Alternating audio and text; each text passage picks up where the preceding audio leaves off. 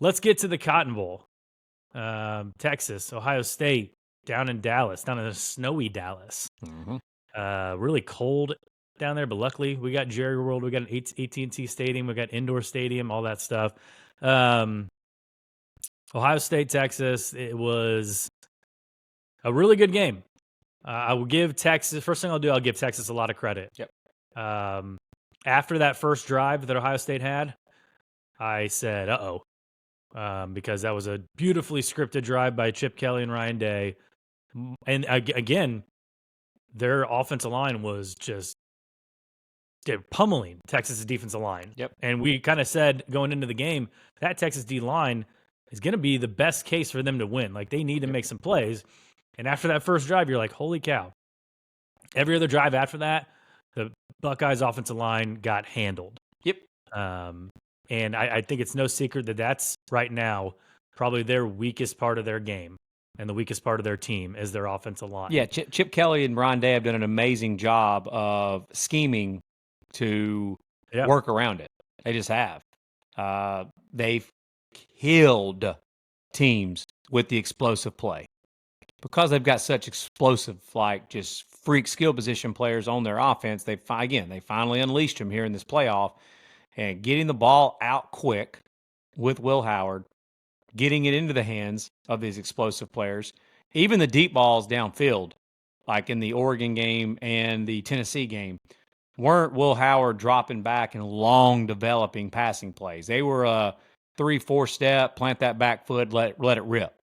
And Texas backed up both of their safeties deep in this game and said, we want to see if you, Ohio State, with these explosive athletes, will remain patient.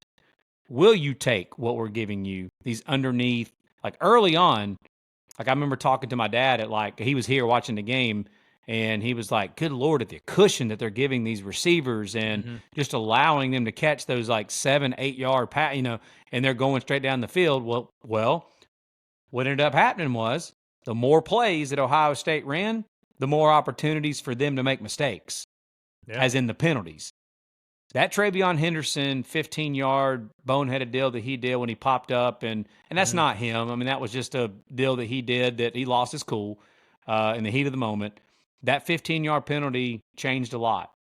Ohio State looked like they were on their way again to going up either 14-0 or 10-0 at that point.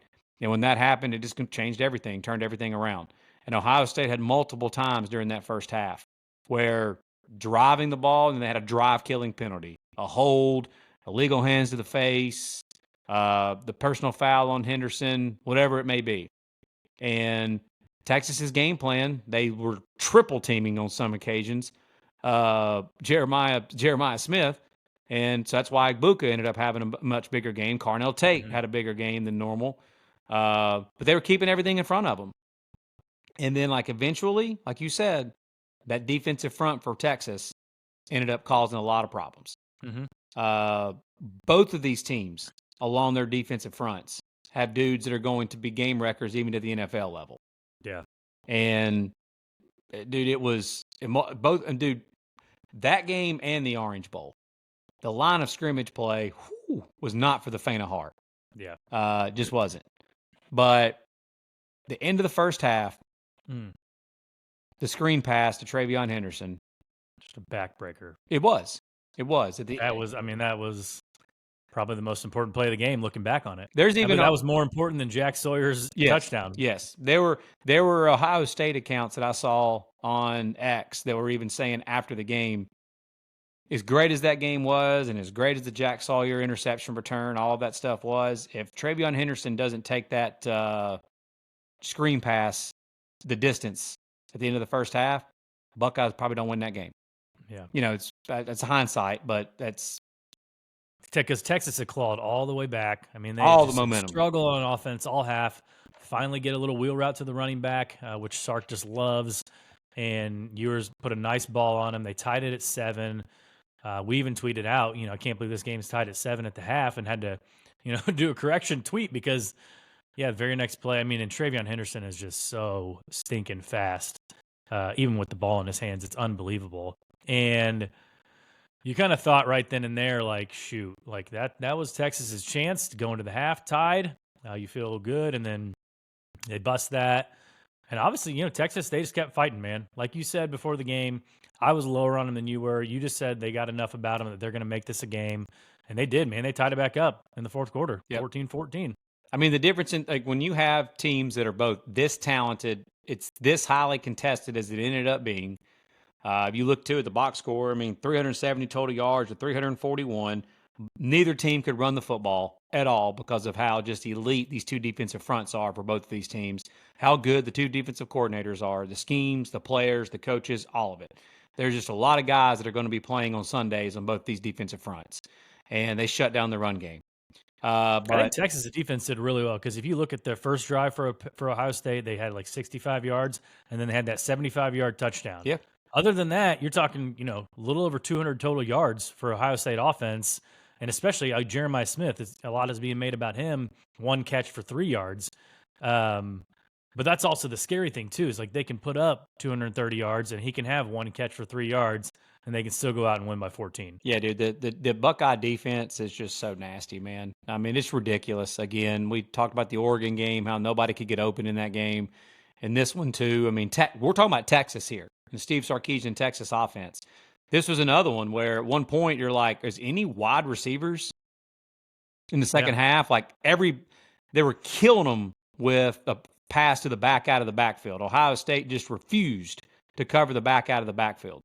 Yeah. And so Texas was hitting them with that. But at one point, you're like, there's like no receivers catching the football for Texas. Isaiah Bond had that drop that he had there in the second half, crucial drop.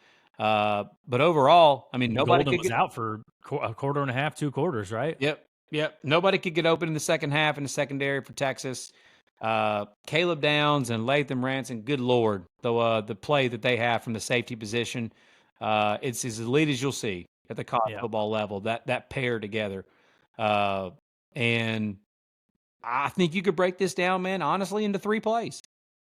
The Travion Henderson screen, the toss sweep at the goal line on second down by Texas deciding to do that, and then obviously the strip sack by Jack Sawyer. Those 3 plays is really what the game came down to. I know everybody's killing Sark for the second down toss sweep. I get it. But this was something that has plagued Texas for 2 years straight now. If you listen to this show before this game, we talked about how a key to this game would be red zone for Texas, red zone offense. Ohio State was the number 1 red zone D in the country. And Texas was ranked in the 100s in red zone offense.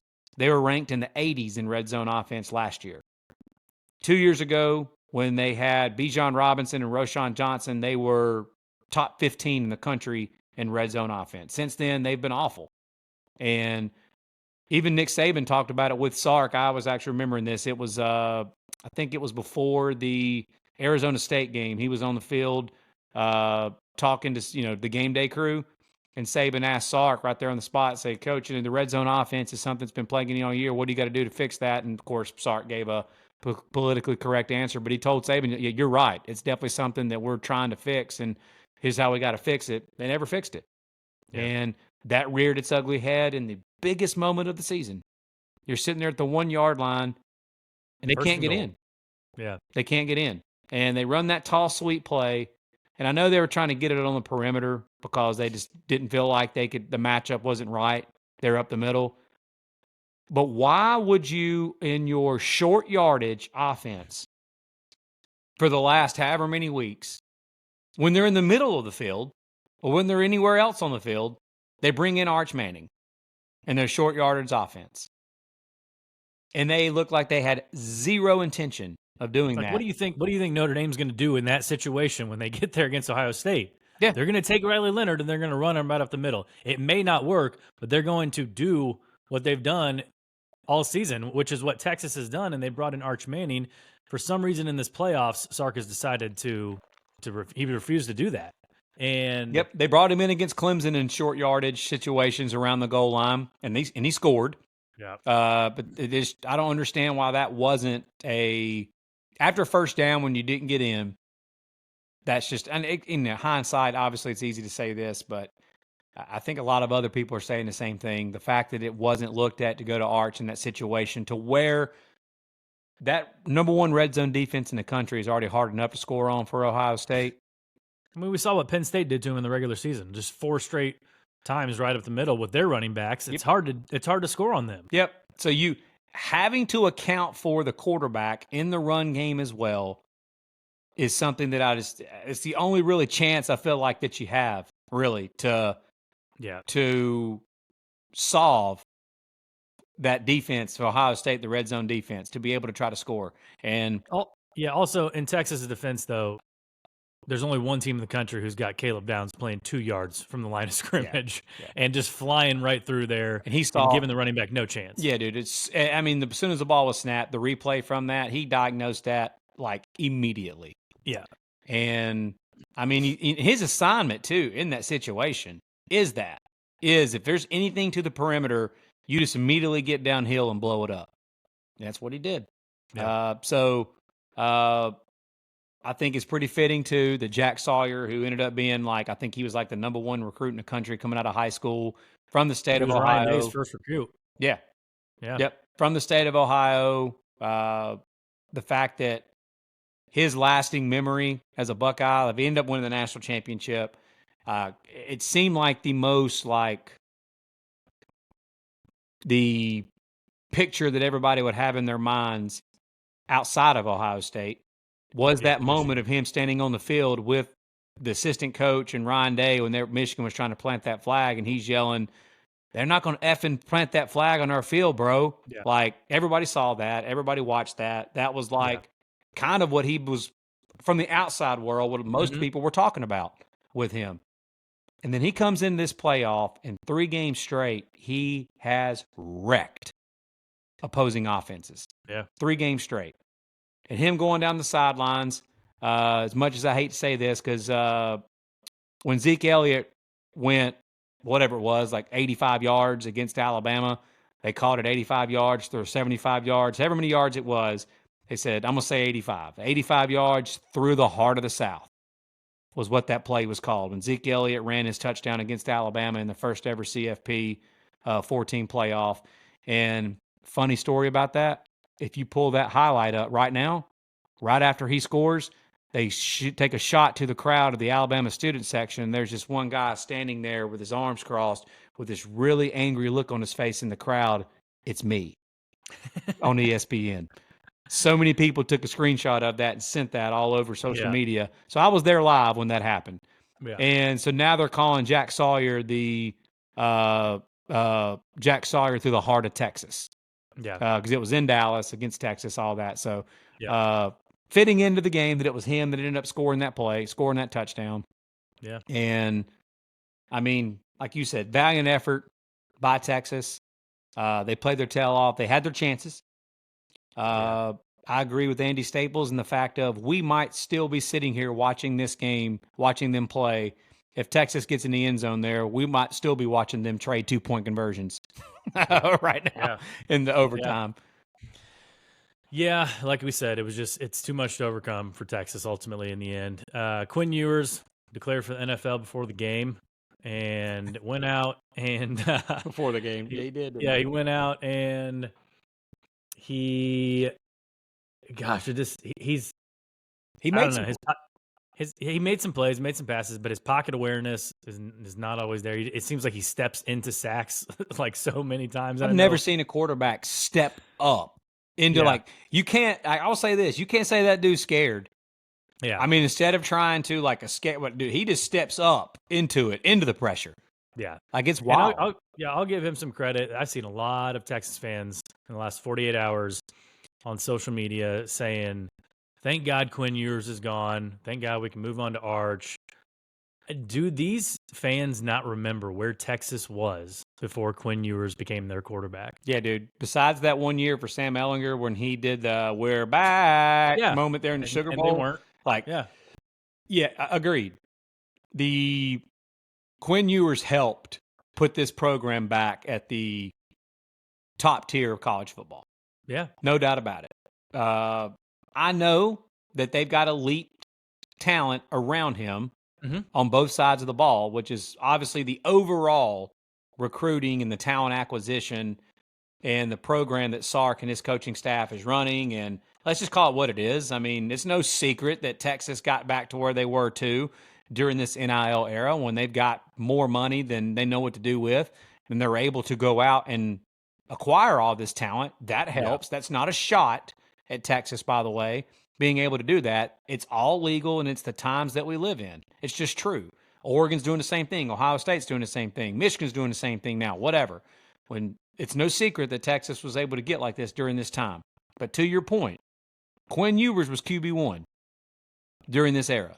Yeah. And his play and his ability, while sometimes it did leave you desiring more and he may not have been elite like you wanted to see him be, he still was good enough to get you to back-to-back semifinals for Texas. And I agree with you. Enjoy it. Love it. It's amazing that how quickly that a lot of these folks forget where they were just a few years ago without him as their quarterback. Also, it's tough to get an elite quarterback. Like, it's just, there's not a lot of them out there. And if you look at the quarterbacks in the Final Four of this year, I was about to go there. They're not elite. No. None of them are elite. I mean, if Cam Ward would be playing at Texas right now, they may be in the national championship game. I don't know. Like, it's just, it's tough to have an elite quarterback. You can have all kinds of talent around a great quarterback and still have a really good season. And sometimes you just have to fit the right pieces together. Yep. And, obviously Ohio State and Notre Dame have done that. So they will move on from Ewers. It will be Arch's team. Later on this week, we're going to dabble into our extremely too early top 12 for 2025. And I got a feeling these two teams will be on there. Yeah. So keep on the lookout for that content.